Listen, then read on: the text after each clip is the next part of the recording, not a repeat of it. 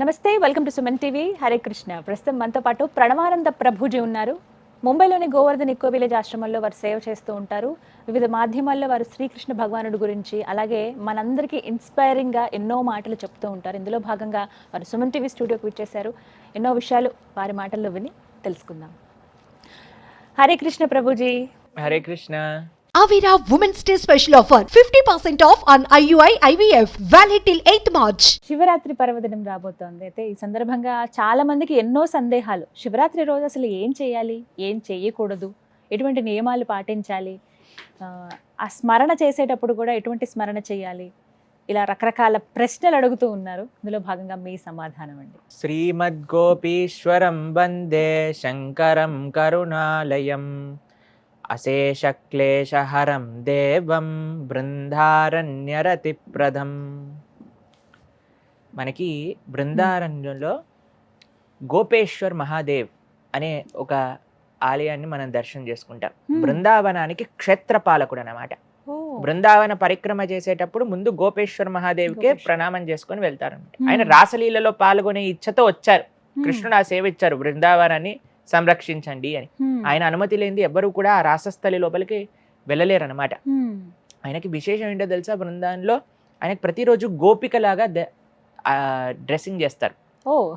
శివుడికి గాగ్రా చోలి వేస్తారనమాట. పైనుంచి ఇలా కొంగు కప్పి కళ్ళకి కాటుక, ముక్కుకి ఆభరణాలు, చెవులకు ఆభరణాలు, గాజులు అన్ని వేస్తారు అక్కడ ఉండే శివుడికి. గోపికలాగా ఆయన తయారయ్యి వచ్చారు. ఎందుకంటే కృష్ణుడు యొక్క సాంగత్యం పొందడానికి కోసం కృష్ణుడితో నృత్యం చేయాలి అని.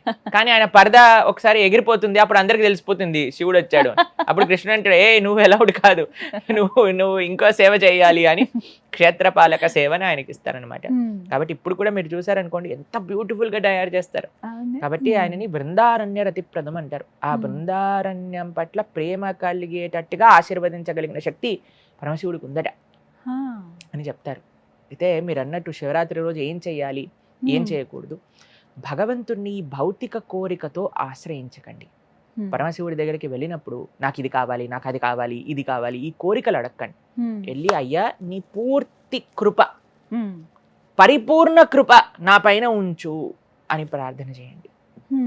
మన శాస్త్రాలు చెప్తూ ఉంటాయి ఆయన యొక్క వైభవం గురించి. ఎంత గొప్ప తత్వము పరమశివుడి యొక్క తత్వం. కాబట్టి ఆశ్రయించేటప్పుడు మనస్ఫూర్తిగా ఎటువంటి కల్మసములు లేకుండా ఆశ్రయించండి. ఏ భౌతికమైన వాసనలు లేకుండా ఆశ్రయించండి. ఆయన పరిపూర్ణ కృప, నువ్వు ఏదైతే నాకు అన్నిటికంటే బెస్ట్ అనుకుంటున్నావో దాన్ని నాకు ఇవ్వు. చేయకూడని విషయం ఒకటి చెప్తాను. ఏంటో తెలిసిన అండి, మేము చిన్నప్పుడు చూసేవాళ్ళము, ఈ శివరాత్రి జాగరణల పేరుతో సినిమాలకి వెళ్తారు. మీరు చూసారా? ఇప్పటికీ ఉందా అలానే? ఇప్పటికీ అలానే. ఇది అన్నిటికంటే పరమ దారుణమైన విషయం. పుణ్యం కాదు, మహాపాపం చుట్టుకుంటుంది. ఎందుకు అని అంటే చూడండి, అదొక ఆధ్యాత్మిక శక్తితో సర్చార్జ్ అయిన సమయం అనమాట. ఎందుకంటే లింగోద్భవ కాలము అని చెప్తారు రాత్రిపూట. ఎలా అయితే కృష్ణుడు 12 o'clock జన్మోత్సవాలు చేస్తారో, శివరాత్రి రోజు కూడా రాత్రికి అభిషేకం చేసే పరంపర ఉందండి. ఆ సమయంలో సినిమా థియేటర్లో కూర్చొని చూపించే చెత్త అంతా చూస్తున్నారంటే ఎంత జాగరణ చేయమన్నది ఆ భగవన్నామ స్మరణ చేసుకోవాలి, ఏదో భజన చేసుకోవాలి, ఆలయంలో ఉండాలి, ఏదో ఒక ఆధ్యాత్మిక కార్యక్రమంలో ఉండాలి. సినిమా చూసి జాగరణ చేయమని చెప్పలేదు ఎవరు కూడా. కాబట్టి ఇలాంటి పనులు, తప్పుదాలు మనం చేయకూడదండి. చాలా తప్పిదాలు చేస్తూ ఉన్నారు. భగవంతుడి పేరుతో మనం స్టాంప్ వేసుకొని మనకు కావాల్సినవన్నీ చేస్తూ ఉన్నారనమాట. అయితే కొంతమంది శివుడికి సంబంధించిన చిత్రాలు ఏవి చూస్తూ ఉంటారు, అవి కూడా తప్పేనా అండి అని అడుగుతూ ఉంటారు. ప్రభుజీ, మీకు మంచి మార్గం, శివుడే ఉన్నప్పుడు శివుడికి సంబంధించిన చిత్రం ఎందుకు చూడాలి మీరు? సాక్షాత్తుగా వెళ్ళి ఆలయంలో కూర్చోవచ్చు కదా. ఏదో అభిషేకం చేసుకోవటమో, కృష్ణరామ అనుకోవటమో, భజన చేసుకోవటమో, ఏదో ఒకటి చేసుకోవచ్చు కదా. మరి మంచి ఆప్షన్ ఉన్నప్పుడు దాన్ని చెడు చేసేందుకు మనం చూడాలి? ఏ సినిమా అయినా సరే ప్యూర్ గా శివుడి కథ కానీ కృష్ణుడి కథ కానీ చూపిస్తుందా? దాంట్లో వాళ్ళ మసాలా కూడా కొద్దిగా యాడ్ చేసే ఉంటుంది కదా. కాబట్టి ఎందుకు అసలు సినిమా థియేటర్కి ఎందుకు వెళ్ళాలి? అలాంటి తమో గుణంతో నిండిపోయిన ప్రదేశానికి ఎందుకు వెళ్ళాలి? సత్వగుణంతో నిండి ఉన్న ప్రదేశానికి వెళ్ళొచ్చు కదా. మనము ఇళ్లలో చూసే వాళ్ళు కూడా ఉంటారండి. అదే చెప్తున్నా, ఎక్కడ చూసినా సినిమానే. కాబట్టి ఎక్కడైతే ఆధ్యాత్మికమైన కార్యక్రమాలు జరుగుతున్నాయో అక్కడికి వెళ్ళాలి. ఎవరైతే జాగరణ ఉండాలి అని అనుకుంటున్నవారు. కాబట్టి భౌతికమైన కోరికలతో ఆశ్రయించకండి. ఆయన యొక్క పూర్తి కృప కావాలి అని మాత్రమే, పరిపూర్ణ కృప కావాలి అని ఆర్జించండి. అలానే సినిమాలకు వెళ్ళటము ఇలాంటి పిచ్చి పనులన్నీ చేయకూడదు.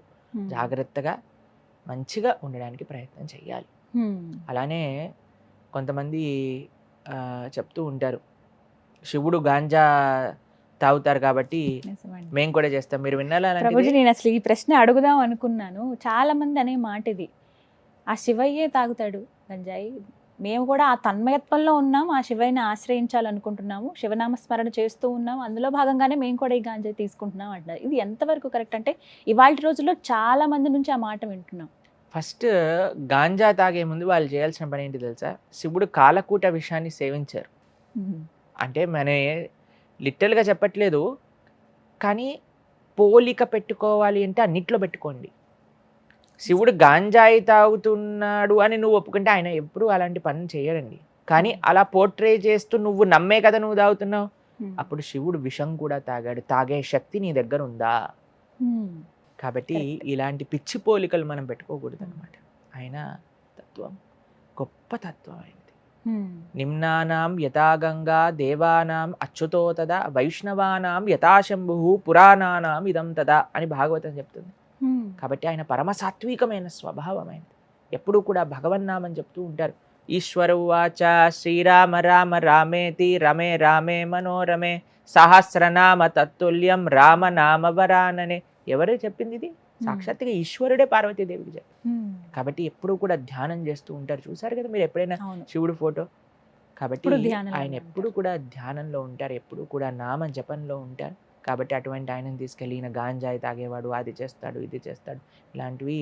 ఇదంతా ఏంటంటే అండి, మనిషి యొక్క సెన్స్ గ్రాటిఫికేషన్ని అథెంటిసిటీ చేసేయాలి అనే ఒక ప్రయత్నం అనమాట. కాబట్టి ఎప్పుడూ శాస్త్రంలో అలా లేదు. మనం అలాంటి తప్పిదాలు చేయకూడదు. మీ అందరికీ కూడా శివరాత్రి శుభాకాంక్షలు. చాలా చక్కగా వివరించారు ప్రభుజీ. హరే కృష్ణ. హరే కృష్ణ.